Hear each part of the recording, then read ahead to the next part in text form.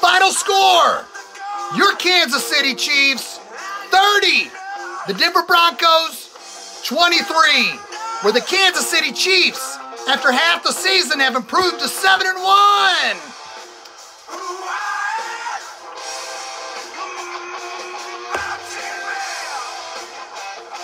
Yeah! Hell yeah, baby! 7-1, your Kansas City Chiefs. Patrick Mahomes, third career win in a row over Denver. The Chiefs came out totally kicking ass, baby. Granted, here we go. Each team went 3 and out. Then the Denver Broncos went down the field, got up 7-0. The Chiefs ended up driving down the field. Kareem Hunt got stopped at the 1-yard line. It was 4th and goal at the 1. The Chiefs were going to go for it, but there was a false start penalty. We got to work on that. We had 3 false start penalties today. Probably because the Chiefs were down to their third string center, Austin Reeder. There were some kinks they had to work out. The Chiefs had to kick a field goal, but then held Denver. Then here comes Kansas City. Chiefs, you know what's up.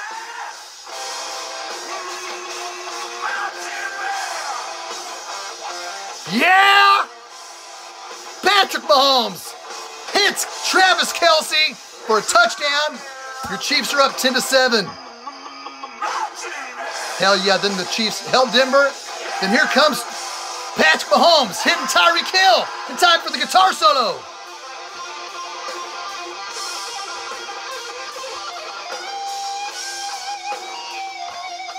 The Chiefs went in to score. Sammy Watkins on 3rd and goal from the 10. Caught a beautiful crossing pattern, which took him into the end zone, but Harrison Butker missed his first ever extra point attempt. We thought, man, hope that doesn't come back to haunt us. Chiefs go up 16-7. You think, okay, well, there's only 50 seconds before halftime. We're going to go up 16-7.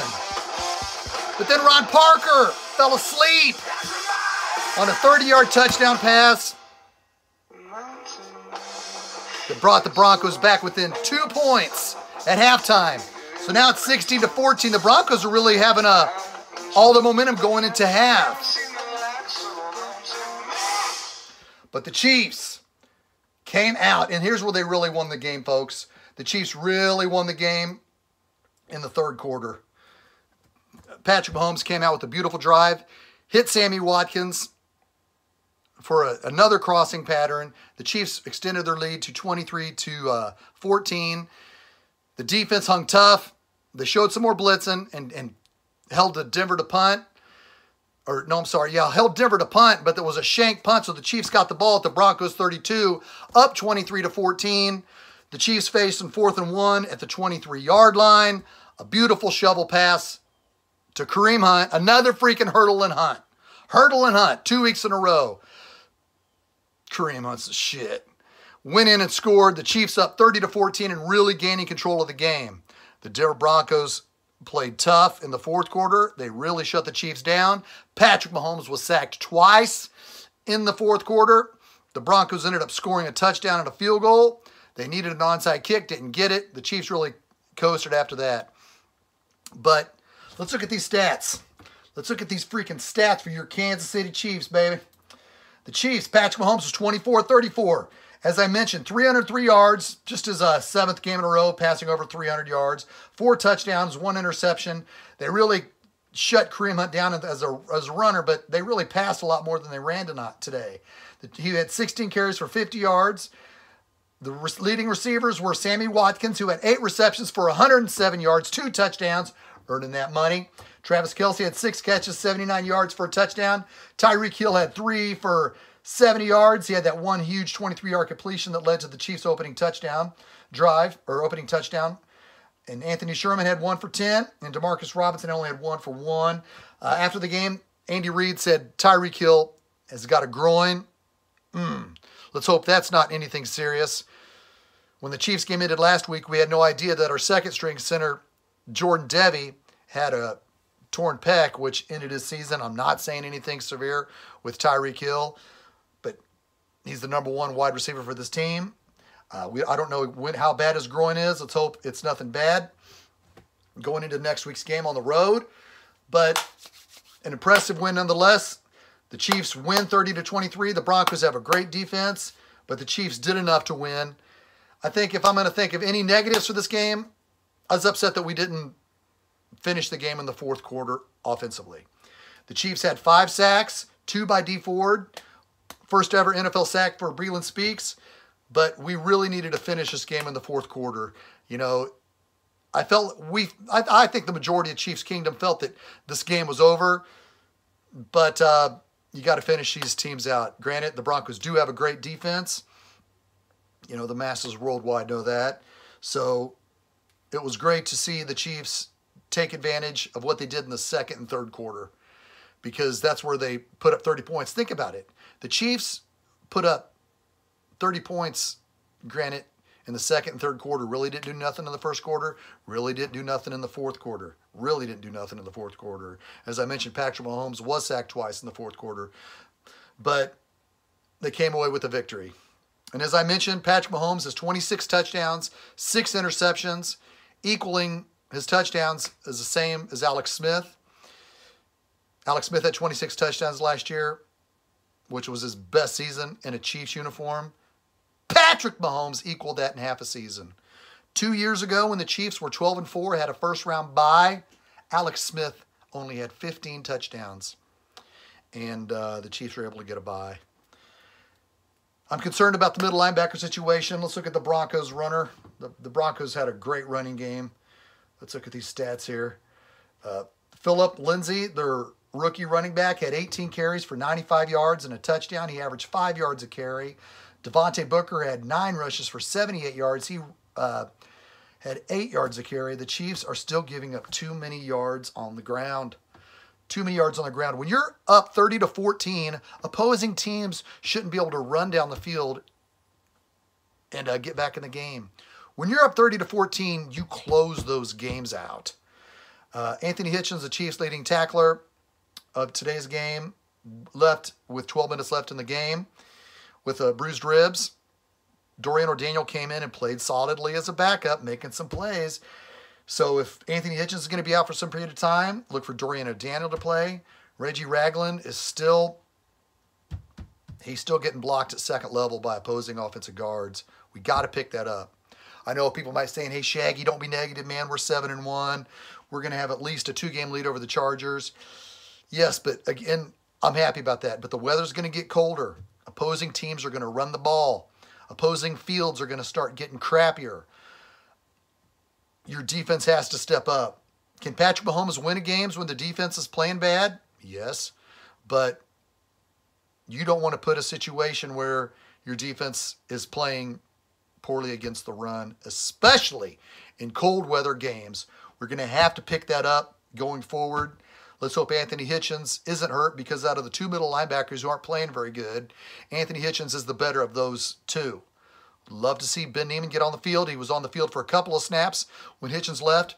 But Ben Niemann is, if you look on the depth chart, Ben Niemann is Reggie Ragland's backup, and Dorian O'Daniel is Anthony Hitchens' backup.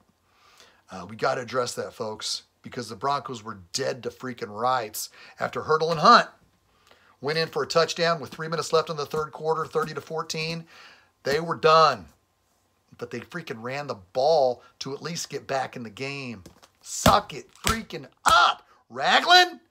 Hitchens, if you're hurt, I hope you're back next week. If not, Dorian O'Daniel, you're showing great potential. And the phenomenon that is Ben Niemann from the University of Iowa, we know you can step in and at least play with a lot of heart. We need to get our defense to play with a lot of heart. Kendall Fuller had a great interception. That was good to see today. It was a hell of a freaking play he made on the ball. He jumped the route, made a great pick, set the Chiefs up in the fourth quarter with great field position. The defense really stepped up when they had to in the secondary. Ron Parker on a couple of long passes today. He was late getting over there. The Kendall Fuller let his receiver get open, or because he thought he had safety help. Case Keenum threw a big 45-yard pass to get down the field, which eventually led to their touchdown. But it was a play that the cornerback thought he had safety help. He didn't. And with 15 seconds left until halftime, the cornerback thought he had safety help before half. He didn't. That tight end was wide-ass open. Let's clean it up, guys. Yes, we're 7-1. Yes, we're the best team in the AFC. But let's clean up these little messes, because Patrick Mahomes is going to take this team to a new level. Shit, he already has. You know it. I know it. I've been preaching this since last year. You've seen it with Curse of the Kingdom, Rise of Mahomes. We've been calling it for a long time. Make sure and keep checking out Red Tribe Cinema and the great work of Clay Windler. Clay Windler asked me to do the voiceovers in his productions. I always do, but he's the video guru that makes it happen. It's an exciting time to be a Kansas City Chiefs fan. I want to thank my guests last week. The post-game was Jason Jones from Arizona, Lance Twidwell of The Spoken. Last week, my pregame was with Pat Mahomes Sr. Love having him on my show. He's joined me 3 times for 3 pregame shows. Pat Mahomes Sr., you're the best, buddy. Thank you and your family again for always supporting Shaggyshane Entertainment and Red Tribe Cinema. All right, folks, next week in Cleveland, it's the John Dorsey Bowl. It's the Baker Mayfield Bowl. It's the Patrick Mahomes Bowl. The media is going to say John Dorsey drafted Patrick Mahomes and John Dorsey drafted Baker Mayfield. The media is going to say Patrick Mahomes came to Texas Tech after Baker Mayfield had his monster freshman year. Baker Mayfield saw that Patrick Mahomes was coming to Texas Tech out of White House, Texas, to be his backup. And then Baker Mayfield all of a sudden got in an argument with the coach and transferred. Why did Baker Mayfield transfer? Did he really have trouble with the Texas Tech head coach? Or was he feeling the heat of that kid coming from White House, Texas to be his backup? I don't know. What happened, Baker? Were you feeling the freaking presence of Patrick Mahomes on your back and you said you better go to Oklahoma? Needless to say, it all worked out. It worked out well for both of them. Patrick Mahomes broke records at Texas Tech, and he's in a league of all his own. With after 8 games, he's thrown 26 touchdowns and 6 interceptions. Next week in Cleveland, you know what's up. It's the Cleveland Browns hosting the Kansas City Chiefs. And it's going to be an exciting time, baby. What's going to happen? What's going to happen in Cleveland? The Browns aren't looking too good. They had an impressive win against the Baltimore Ravens, but then the Chargers went to Cleveland and just spanked their ass. Yeah, Baker Mayfield's kind of stumbling his way through it. He's kind of got thrown onto the field to play with a team that's in transition. But the media is going to call it the John Dorsey Bowl because he did technically draft both of these quarterbacks. But we all know that Brett Veach was the #1 scout watching Patrick Mahomes at Tech. He told me himself, Brett Veach told me himself, that bringing Patrick Mahomes to Kansas City was 2 years in the making. Ladies and gentlemen, it's an exciting time to be a Kansas City Chiefs fan. 7-1 after 8 games. The weather could be cold next week in Cleveland. The field's going to be messy. The middle linebackers got to step up and make those plays, because defense wins championships. You know why. To Arrowhead Stadium the week after, when the Chiefs play Arizona, these next 2 weeks are winnable, but you can't take anybody lightly in the NFL. So until next week, keep it right here. This is Shaggyshane saying, you guys all kick ass. Thank you all. See you next Sunday night at this time. Love you guys. Till next Sunday, this is Shaggyshane saying, go Chiefs.